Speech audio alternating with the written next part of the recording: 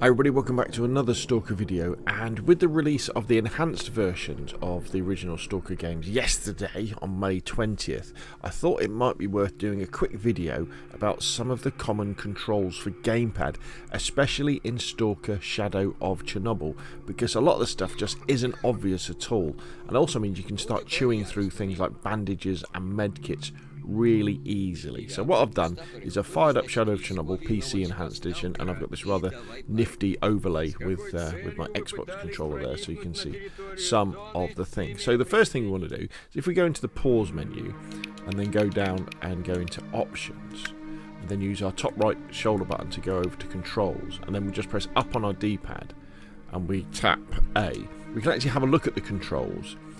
And if you look in the bottom left hand corner, you can see that the meds, bandage is left and medkit is right. So when you're in a situation where you're taking damage and you need to stop yourself bleeding and heal a bit, always hit left first, because you'll generally have more bandages than medkits, and especially in the early game where you've got rubbish armor and you've got rubbish weapons, bandages and medkits aren't that common.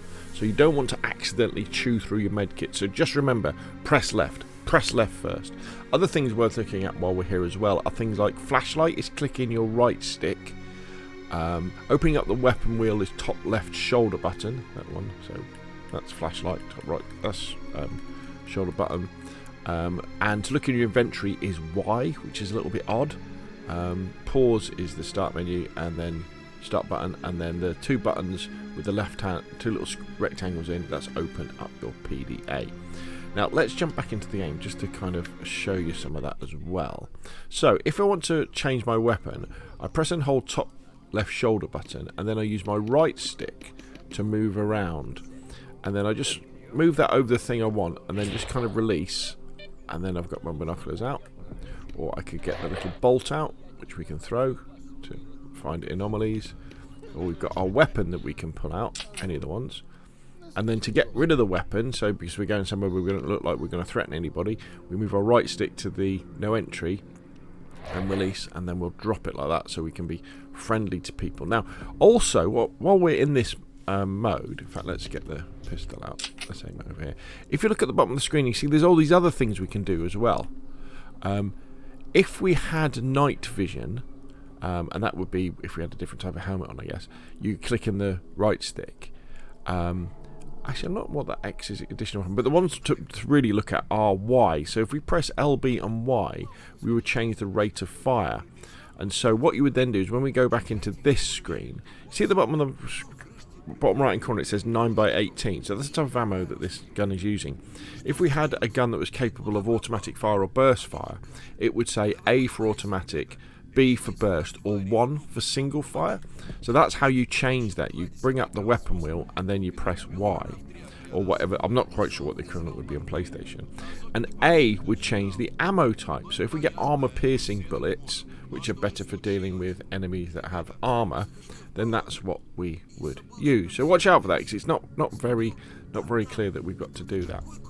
Let's have a look in the inventory as well. So I've just pressed Y to go into that, and we can use our D-pad to kind of move around. And when you come to something, say energy drinks, these are good if you've got too much weight. You can drink these and it'll help you carry stuff. But if we press A, we then use it straight away. But if we press X, we can then get the option of what to do with it, and then we can go up and down on our D-pad to choose. So for example, if we go to this gun, we could say unload, drop multiple. So what guns have we got? So we've got the PPM, and that's the PB1S. But say we picked up another PBM, we want to take the bullets out of it, we would say use, and then we would say unload, and that would then take the bullets out. Again, early game, or other times you can find that you haven't got enough bullets, and especially inventory management and weight management is really important in Stalker as well. It's a great bit of the game. So let's just come out of that a second. You can't really see, but on the right hand side you can see my character, the marked one. And he hasn't got very good armour on. Now trust me, if you're playing Shadow of Chernobyl and think, oh, this is all a bit clunky, as the games progress, so when you go to Clear Sky, the next one, and then you go to Call of Pripyat, the final one, this all gets much better. Honestly, and people will probably bring out mods for that as well. So let's have a quick look at the HUD as well. So if you look in the bottom right corner, we've got the how much ammo we've got, the type of ammunition we're using, our health bar and our armor bar. So as we take damage, our armor's going to go down and our health's going to go down. On the left hand side, we've got our stance, so we can kind of if you press B, you kind of crouch, and then you press and hold B, you go into a lower crouch. You can't lay on the ground.